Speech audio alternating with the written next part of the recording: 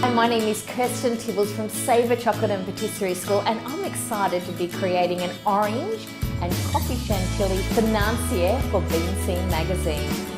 I've got all the ingredients here for the financier. Now you can make this any flavour that you want, but I'm making it with orange, which I think will match perfectly with coffee chantilly cream we're going to use. So firstly, we're going to put butter in a saucepan. We're going to create a product which is called beurre noisette. So it means we're creating a hazelnut butter. All it is cooking the butter to a level that it gives us a really nutty flavour. So it just starts to brown a little bit on the bottom of the pan, and we'll have a beautiful nutty flavour. You can stir it while it's melting. Okay, we're boiling it, we're evaporating some of the water, and as it starts to go a light golden brown colour, we're going to remove it from the heat, and there we've created beurre noisette or hazelnut butter. Okay, we're going to turn that off now. I can see it's just starting to catch on the base of the pan, which is exactly what we want.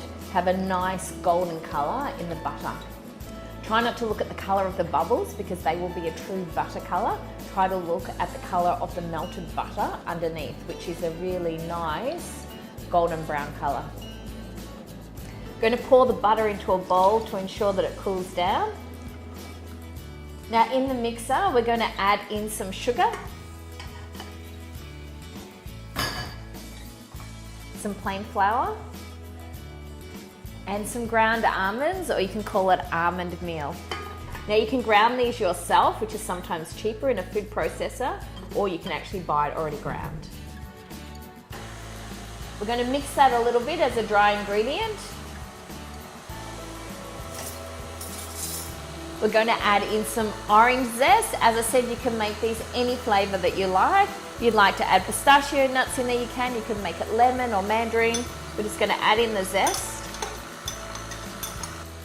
Got a little bit of orange juice.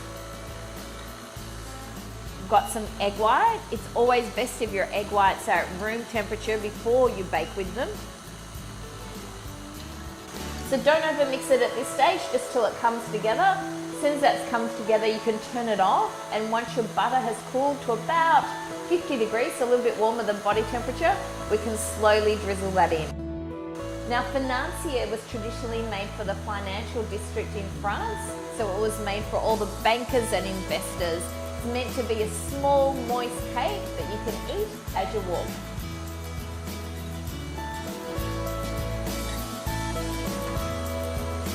So pouring the butter in. Now we're going to use a disposable piping bag. You can also use a spoon to place it into your mould. Just roll down the top of the bag. So just cutting a small amount off the bag.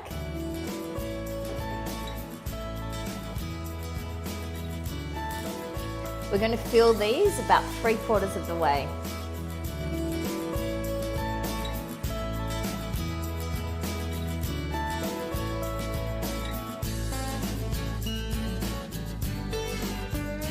Now we're going to bake these at 165 degrees Celsius for approximately 25 minutes.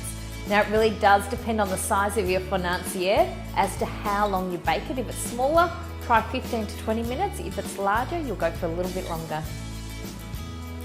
And here we have our baked financier. So you can pop them out while they're slightly warm. And we're going to let them cool at room temperature before placing the chantilly cream on top. We're going to create a coffee chantilly, which is really easy to make, but it does need to sit in the fridge for 3 to 4 hours of a minimum before you actually whip it up. So to start, we're going to take a small amount of cream and we're going to place it into the saucepan. Now, pastry chef style, what we're going to do is we're going to put the coffee beans into a piping bag to crush them up. With a rolling pin. I'm going to boil the cream before adding the coffee in. If we boil the coffee with the cream, it will release tannins and it can make the chantilly cream very, very bitter. So what we do is we boil the cream first.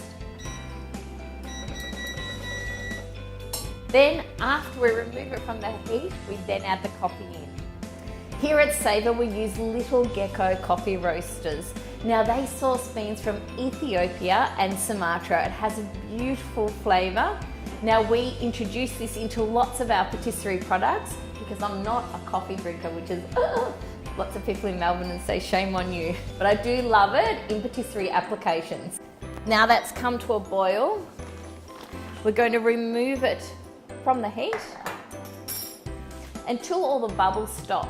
So once the bubbles have stopped, we know we've cooled it to about 80, 75 degrees Celsius, and we can add in our crushed coffee beans.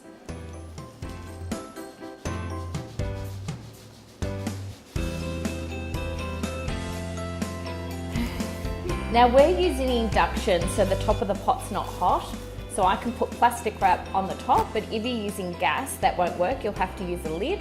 And we're going to infuse that for 50 minutes to ensure that we get a really strong, intense coffee flavour.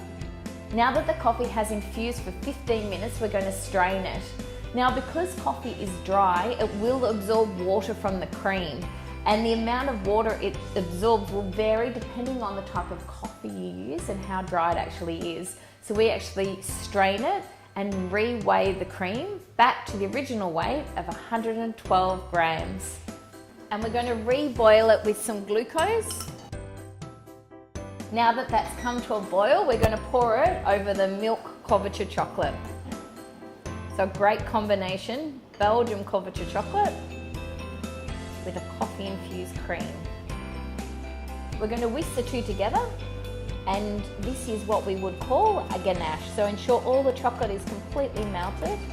The reason this has to sit in the fridge for 3 to 4 hours is to ensure that we reset all of that fat. Okay, we're now going to combine our ganache together with the cream. So we've got cold cream now that we're adding in.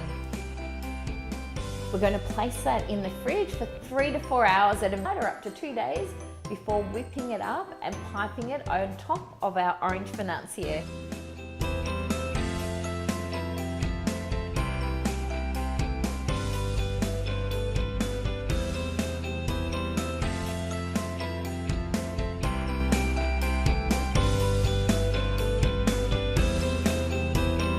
We're going to finish with some roasted hazelnuts.